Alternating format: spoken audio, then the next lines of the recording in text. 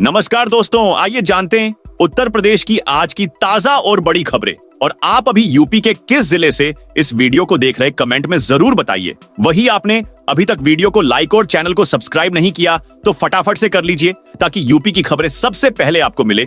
आज की पहली खबर, यूपी के अब इस जिले में स्कूल कोचिंग बंद, ऑनलाइन चलेंगी क्लासेस। पश्चिमी यूपी में दिन भर छाए स्मॉग से सांस लेने में परेशानी और आंखों में जलन से लोग बेहाल हो उठे। मेरठ में सभी स्कूलों और कोचिंग सेंटर को अगले आदेश तक बंद कर दिया है। इस दौरान ऑनलाइन क्लास संचालित होंगी। डीएम दीपक मीणा ने बताया कि 12वीं तक के स्कूलों में छुट्टी घोषित कर दी गई है। प्रदूषण नियंत्रण के लिए ग्रैब 4 लागू कर दिया है।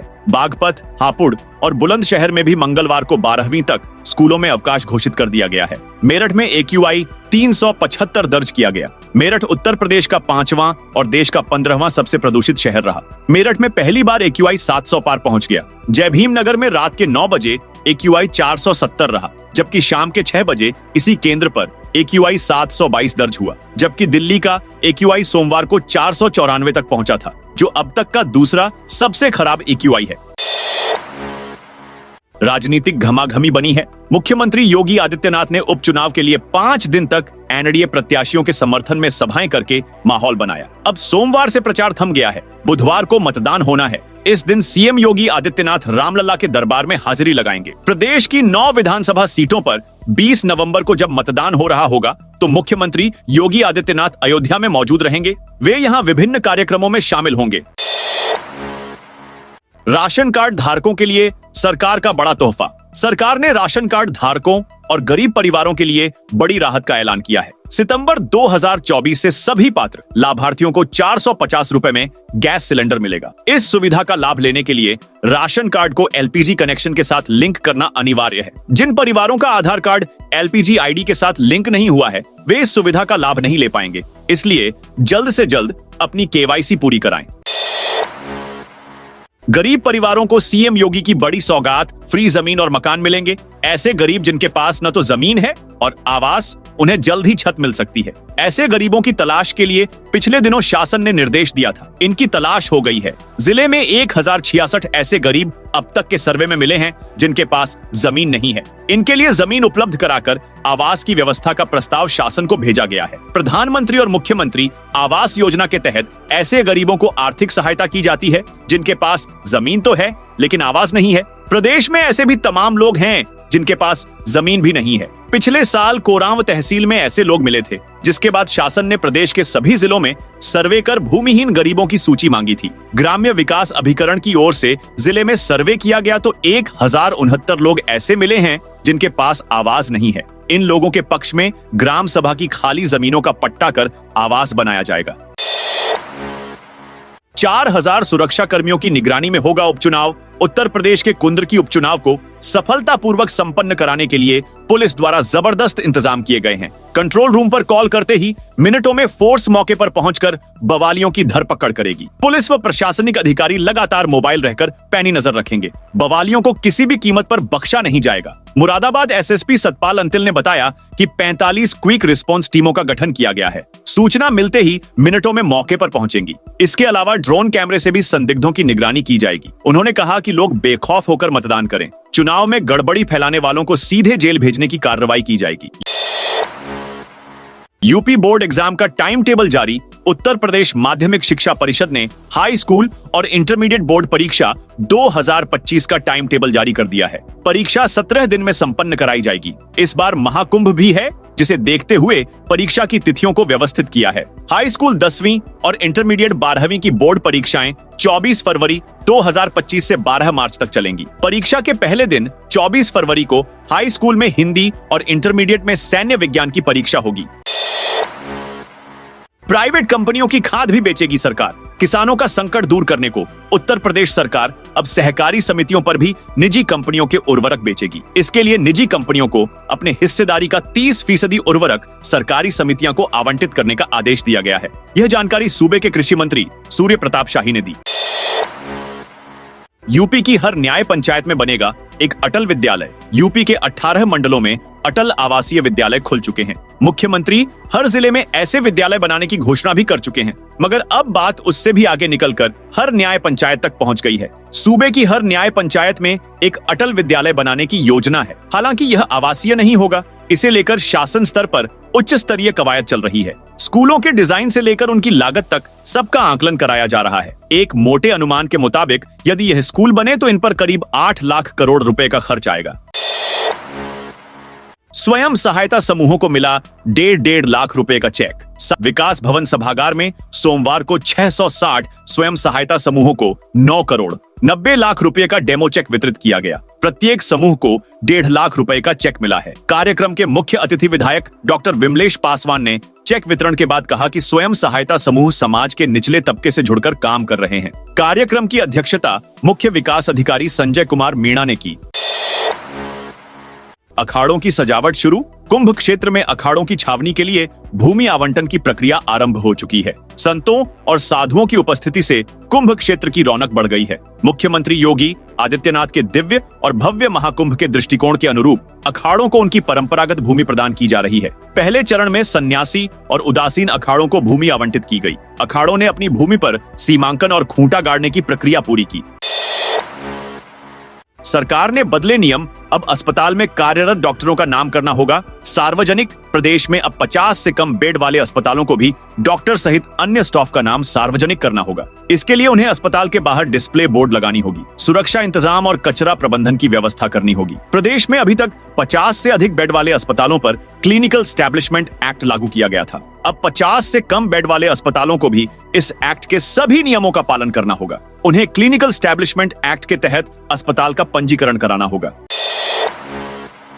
ओवैसी के प्रदेश अध्यक्ष पर स्वामी जितेंद्रानंद का पलटवार। ऑल इंडिया मजलिस इत्तेहादुल मुस्लिमीन के प्रदेश अध्यक्ष हाजी शौकत अली ने कांवड़ यात्रा और कांवड़ियों को लेकर बड़ा बयान दिया। उनके बयान पर स्वामी जितेंद्रानंद ने पलटवार किया है। वाराणसी में अखिल भारतीय संत समिति के महामंत्री स्वामी जितेंद्रानंद ने कहा, मियाँ जी को वहाँ नमाज पढ़नी चाहिए जहाँ इन्होंने वक्फ के नाम पर जमीनों पर कब्जा किया है। सड़कें नमाज पढ़ने के लिए नहीं होती। शौकत अली के पेट में दर्द क्यों हो रहा है? सुप्रीम कोर्ट और इलाहाबाद हाई कोर्ट उड़ाने की धमकी। Prayagraj railway station, Allahabad high court और सुप्रीम कोर्ट को सोमवार देर रात बम से उड़ाने की धमकी दी गई है। श्री कृष्ण जन्मभूमि मुक्ति निर्माण ट्रस्ट के अध्यक्ष और जन्मभूमि शाही ईदगाह केस में वाद दायर करने वाले आशुतोष पांडे के व्हाट्सएप पर धमकी भरा वॉइस मैसेज आया। आज इलाहाबाद हाईकोर्ट में मथुरा श्री कृष्ण जन्मभूमि शाही ईदगाह केस में सुनवाई भी है। आशुतोष का दावा है वॉइस मैसेज पाकिस्तान के नंबर से आया है। यूपी के सभी विधानसभा क्षेत्र में बनेंगे एक एक विवाह घर। राज्य सरकार लोगों की सुविधाओं के लिए अब हर विधानसभा क्षेत्र में एक एक विवाह घर बनवाने जा रही है। इनमें होटलों और मैरिज लॉन की तरह सभी सुविधाएं दी जाएंगी, जिससे लोगों को कम कीमत पर अपने बच्चों की शादी या अन्य कार्यक्रम करने की सुविधा अपने आसपास ही मिल सके। उच्च स्तर पर इसको लेकर सहमति बन चुकी है और जल्द ही कैबिनेट से इस प्रस्ताव को पास कराया जाएगा। बीजेपी विधायक मंच पर कुर्सी न मिलने पर भड़के। आगरा में भाजपा विधायक छोटेलाल वर्मा मंच पर कुर्सी न मिलने की वजह से भड़क गए। कार्यक्रम के बीच ही उन्होंने आयोजकों पर चिल्ला चिल्लाकर भड़ास निकाली। कहा, 5 बार का विधायक हूँ, क्या हम नीचे बैठेंगे? 3 और 1 बार के विधायक को मंच पर जगह दी, ये कोई तरीका है क्या? छोटेलाल वर्मा का गुस्सा देखकर बीजेपी के ही विधायक चौधरी बाबूलाल भी नाराज हो गए। उन्हें भी मंच पर कुर्सी नहीं मिली थी। वह भी कहने लगे कि आयोजकों को व्यवस्था का सलीका ही नहीं है। पूर्वोत्तर रेलवे के स्टेशनों से आज 20 स्पेशल ट्रेनें चलेंगी। पूर्वोत्तर रेलवे दिल्ली, मुंबई, छपरा, कटिहार सहित अन्य शहरों के लिए स्पेशल ट्रेन चला रहा है। मुख्य जनसंपर्क अधिकारी पंकज कुमार सिंह ने बताया कि मंगलवार को पूर्वोत्तर रेलवे के स्टेशनों से 20 विशेष गाड़ियां तथा पूर्वोत्तर रेलवे के स्टेशनों से होकर 7 विशेष गाड़ियां चलाई जाएंगी। अलीगढ़ में 31 दिसंबर तक धारा 16(3) लागू। अलीगढ़ में खैर उपचुनाव और त्योहारों के मद्देनजर शहर में 31 दिसंबर तक भारतीय नागरिक सुरक्षा की धारा 163 लागू रहेगी। इस दौरान सार्वजनिक स्थानों पर इकट्ठा होने या किसी भी प्रकार के प्रदर्शनों पर रोक रहेगी। अपर जिला मजिस्ट्रेट नगर अमित कुमार भट्ट ने बताया कि 23 नवंबर को मतगणना 24 नवंबर को गुरु तेग बहादुर शहीद दिवस, 23 दिसंबर को चौधरी चरण सिंह की जयंती, 25 दिसंबर को क्रिसमस डे का त्योहार मनाया जाएगा। इस दौरान असामाजिक तत्व कानून व्यवस्था को भंग करने की कोशिश कर सकते हैं। इसको देखते हुए एहतियातन यह निर्णय लिया गया है। उन्होंने कहा है कि शांति व्यवस्था का कड़ाई से पालन कराया जाएगा। ट्रेनों में जनवरी से मार्च तक नहीं करा सकेंगे party coach booking. Railway board ने हाल ही में एक अहम फैसला लेते हुए शादी, पार्टी और तीर्थ के लिए पार्टी कोच की बुकिंग पर जनवरी से मार्च तक रोक लगा दी है। इसके बाद ऐसे सभी आवेदन निरस्त कर दिए गए हैं। पूरे एनआईआर में शादी, पार्टी और तीर्थ यात्रा के लिए 100 से ज्यादा आवेदन आए थे। इससे आवेदक परेशान हैं। खासकर शादी ब्याह के लिए बुकिंग करने वाले आवेदकों के सामने सड़क मार्ग का ही विकल्प बचा है। प्रयागराज के कुंभ मेले को देखते हुए यह रोक लगाई गई है। शादी के सीजन में प्राइवेट कोच की डिमांड खूब रहती है। इस बार एनआईआर में अभी तक 100 से ज्यादा आवेदन आए थे। 500 यात्रियों के लिए 15 कोच की बुकिंग होनी थी। रोक के बाद सभी आवेदन निरस्त कर दिए गए हैं। महाकुंभ के लिए 7000 बसें चलेंगी। यूपी परिवहन निगम जनवरी में होने वाले महाकुंभ के लिए 7000 बसों का संचालन करेगा। साथ ही निगम 550 शटल बसें स्थायी और अस्थायी बस स्टेशनों से चलाई जाएंगी। इन बसों का संचालन 3 चरणों में किया जाएगा। इसके साथ ही मेला में पूर्वांचल से आने वाले यात्रियों के लिए छोटे छोटे कस्बों से भी मेला स्थल को जोड़ने की योजना तैयार की है। इसके साथ ही महिला व बुजुर्ग तीर्थ यात्रियों के लिए विशेष सुविधा का इंतजाम भी किया गया है। इसके अलावा शहर के बाहर ही अस्थायी बस स्टेशन बनाए जाएंगे। यूपी के 81 गांव के 3131 लोगों से शांति भंग होने की आशंका। यूपी के अंबेडकर नगर में कटेहरी विधानसभा के उपचुनाव के दौरान गड़बड़ी करके चुनाव प्रक्रिया प्रभावित करके शांति व्यवस्था भंग करने का अंदेशा टांडा सर्किल के इब्राहिमपुर व अलीगंज थाना पुलिस को पूरे 3131 लोगों से है। दोनों थानों के 81 गांव के रहने वाले 3131 लोगों को शांति व्यवस्था भंग करने की संभावना में पाबंद करने की चलानी रिपोर्ट उप जिला मजिस्ट्रेट के न्यायालय में पुलिस ने इस आरोप के साथ भेजी है कि इनका स्वतंत्र रहना जनहित में उचित नहीं है।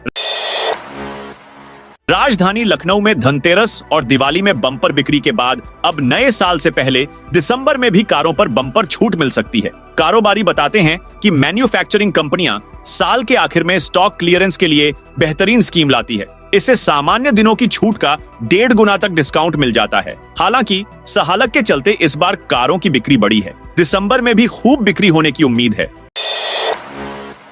महाकुंभ में होगी धर्म संसद पास होगा। सनातन बोर्ड का प्रस्ताव। महाकुंभ के दौरान अखिल भारतीय अखाड़ा परिषद एक बड़ा आयोजन करने जा रहा है। इसमें संत एकजुट होकर सनातन बोर्ड के गठन का प्रस्ताव पास करेंगे, जिसके बाद इस प्रस्ताव को केंद्र सरकार को भेजा जाएगा। यह सनातन बोर्ड देश भर के मठ और मंदिरों की सारी व्यवस्थाएं देखेगा। प्रयागराज आए अखिल भारतीय अखाड़ा परिषद के अध्यक्ष व मनसा देवी ट्रस्ट के अध्यक्ष महंत रविंद्र पुरी ने यह ऐलान किया है। उन्होंने स्पष्ट किया है कि महाकुंभ में सनातन बोर्ड के गठन को सहमति दी जाएगी। इस बोर्ड का गठन बेहद जरूरी हो गया है। यूट्यूबर सौरभ जोशी से लॉरेंस बिश्नोई गैंग के नाम पर 2 करोड़ की फिरौती मांगने के मामले का पुलिस ने खुलासा कर दिया है। फिरौती लॉरेंस गैंग ने नहीं, बल्कि यूपी के एक बेरोजगार युवक ने मांगी थी। पुलिस ने आरोपी को गिरफ्तार कर दिया है। आरोपी शॉर्टकट तरीके से करोड़पति बनना चाहता था। यूपी में फिर सामने आया पीएम आवास योजना में घोटाला। बाराबंकी में प्रधानमंत्री आवास योजना शहरी योजना के तहत 27,50,000 रुपए का घोटाला सामने आया है। डीएम द्वारा कराई गई जांच में घोटाला सामने आने के बाद राज्य नगरीय विकास अभिकरण के निदेशक डॉक्टर अनिल पाठक ने बाराबंकी की परियोजना अधिकारी विजया तिवारी को जिले से हटाकर विभागीय कार्रवाई के निर्देश दिए हैं। साथ ही बाराबंकी के पूर्व परियोजना अधिकारी सौरभ त्रिपाठी को आरोप पत्र दिए गए हैं। यूपी के 30 जिलों में कोहरे का अलर्ट। उत्तर प्रदेश में ठंड ने दस्तक दे दी है। सुबह शाम चल रही पछुआ हवा ने मौसम में ठिठुरन बढ़ा दी है। कोहरे के साथ साथ ठंडक का एहसास भी बढ़ने लगा है। लोगों ने रजाई और कंबल के साथ गर्म कपड़े भी निकाल लिए हैं। मंगलवार सुबह सड़कों पर कोहरे का प्रकोप देखने को मिला। हवा की ठंडक और कोहरे ने लोगों की मुश्किलें बढ़ा दी हैं। मौसम विभाग के अनुसार आने वाले दिनों में तापमान में और गिरावट की संभावना है। बॉलीवुड स्टार मनोज वाजपेयी को कानूनी नोटिस। बॉलीवुड स्टार मनोज वाजपेयी भू कानून उल्लंघन के मामले में फंस गए हैं। उन्होंने उत्तराखंड के अल्मोड़ा जिले के लमगड़ा में साल 2021 में योगा सेंटर निर्माण के नाम पर 15 नाली जमीन खरीदी थी। इधर पिछले माह मुख्यमंत्री पुष्कर सिंह धामी ने उत्तराखंड में बाहरी राज्यों के लोगों द्वारा खरीदी गई जमीनों का ब्यौरा तलब किया था। शासन के निर्देश पर सभी जिलों से ये रिपोर्ट भेजी गई थी। अल्मोड़ा जिले में भी प्रशासन ने भू कानून का उल्लंघन करने वाले 23 लोगों को चिन्हित किया है, जिनमें फिल्म स्टार मनोज वाजपेयी का नाम भी शामिल है। महाकुंभ में देखने को मिलेगी भारतीय संविधान की अद्भुत ऑडियो विजुअल गैलरी। योगी सरकार वर्ष 2025 को राष्ट्रीय एकता व सुशासन को समर्पित करने जा रही है। यह वर्ष भगवान बिरसा मुंडा व लौह पुरुष सरदार पटेल की 150वीं जयंती के रूप में मनाया जाएगा। इसे जनजातीय गौरव वर्ष के रूप में सरकार मनाएगी। प्रदेश सरकार संविधान अंगीकार करने का अमृत महोत्सव भी मनाएगी। वहीं लोकतंत्र की हत्या आपातकाल के 50 वर्ष पूरे होने पर लोगों को जागरूक भी करेगी। लोकमाता अहिल्याबाई होलकर की 300वीं जयंती भी इसी वर्ष मनाई जाएगी। आगामी वर्ष पूर्व प्रधानमंत्री अटल बिहारी वाजपेयी का जन्म शताब्दी वर्ष भी है। इसमें पूरे वर्ष आयोजन होंगे और जीरो पॉवर्टी का लक्ष्य भी पूरा किया जाएगा। यूपी में महंगी हो जाएगी बिजली। उत्तर प्रदेश राज्य विद्युत अभियंता संघ ने एक बार फिर सरकार से 2 गुणा 800 मेगावाट ओबराडी तापीय परियोजना एवं 2 गुणा 800 मेगावाट अनपराई परियोजना को राज्य विद्युत उत्पादन निगम और एनटीपीसी के संयुक्त उपक्रम के अधीन स्थापित किए जाने के निर्णय पर पुनर्विचार करने की मांग की है। संगठन ने इस संबंध में मुख्य सचिव को पत्र लिखा है। उन्होंने लिखा है कि राज्य विद्युत उत्पादन निगम बेहद सस्ती बिजली उपलब्ध करा रहा है, जबकि संयुक्त उपक्रम का इरादा अधिक मुनाफे का है। उपभोक्ताओं को मिलने वाली बिजली महंगी हो जाएगी। यूपी बोर्ड की 10वीं और 12वीं परीक्षा के लिए मुरादाबाद जिले में 107 केंद्र प्रस्तावित। मुरादाबाद जिले में 107 केंद्र प्रस्तावित हैं। परीक्षा केंद्रों की निगरानी सीसीटीवी कैमरे से होगी, जिससे परीक्षा को नकल विहीन बनाया जा सके। जिला विद्यालय निरीक्षण डॉक्टर अरुण कुमार दुबे ने बताया कि हाई स्कूल और इंटरमीडिएट की परीक्षा 24 फरवरी से आयोजित होगी, जो कि 12 मार्च तक चलेंगी। इसको लेकर सभी प्रबंध कर लिए गए हैं, जिससे परीक्षा को नकल विहीन बनाया जा सके।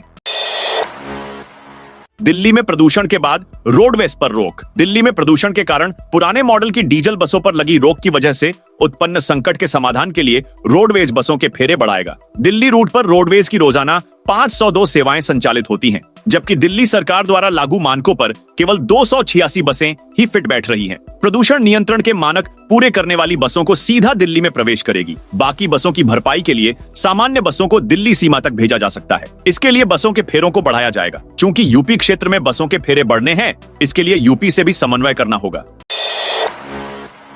यूपी के 7,210 सरकारी स्कूलों के ऊपर से खतरा गुजर रहा है। झांसी के मेडिकल कॉलेज में 10 नवजातों की मौत की घटना से सबक लेते हुए शासन अब मासूमों पर मंडरा रहे सभी खतरों को टालने में लगा है। इसी सिलसिले में बेसिक शिक्षा विभाग से उन स्कूलों की सूची मांगी गई है जिनके ऊपर से हाई टेंशन लाइन गुजर रही है। खीरी जिले के 211 परिषदीय स्कूलों सहित उत्तर प्रदेश के 7,210 सरकारी स्कूलों के ऊपर से हाई टेंशन लाइन निकली है। सबसे ज्यादा प्रयागराज के 419 स्कूल ऐसे हैं जिनके ऊपर से हाई टेंशन लाइन निकली है। तमाम स्कूल तो ऐसे हैं जिनके परिसर में खंभे और ट्रांसफार्मर तक लगे हैं। बेसिक शिक्षा विभाग अब स्कूलों के ऊपर से यह खतरा टालने के लिए एचटी लाइन स्कूलों से बाहर शिफ्ट कराने की तैयारी में है। महानिदेशक स्कूल शिक्षा ने सभी जिलों से ऐसे स्कूलों की सूची व ब्यौरा मांगा है जिनके ऊपर से हाई टेंशन लाइन गुजर रही है।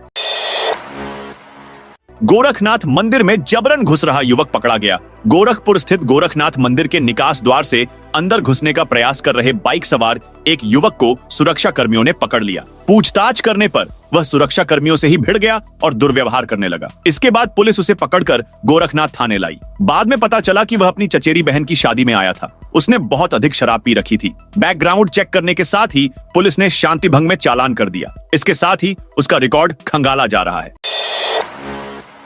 दिल्ली के खराब मौसम का विमानों पर पड़ा असर। दिल्ली में कम दृश्यता का असर विमानों के संचालन पर भी पड़ा। इंडिगो की एक उड़ान अचानक निरस्त कर दी गई तो मुंबई और जयपुर से दिल्ली जाने वाले 2 विमानों को लखनऊ डाइवर्ट किया गया। अपने 86 वर्षीय पिता के साथ लेखक नीलेश मिश्रा को भी इंडिगो की 3 बजे वाली फ्लाइट से दिल्ली जाना था, लेकिन विमान निरस्त हो गया। नीलेश मिश्रा ने एक्स पर इसकी शिकायत की। हालांकि बाद में इंडिगो ने उन्हें दूसरे विमान से भेजने की व्यवस्था कर दी। इसके बाद उन्होंने एक्स पर रिपोस्ट कर लिखा कि भाई, इंडिगो ने तो आज दिल जीत लिया। उन्होंने दूसरी फ्लाइट में सीटें दिलवाने के लिए धन्यवाद दिया।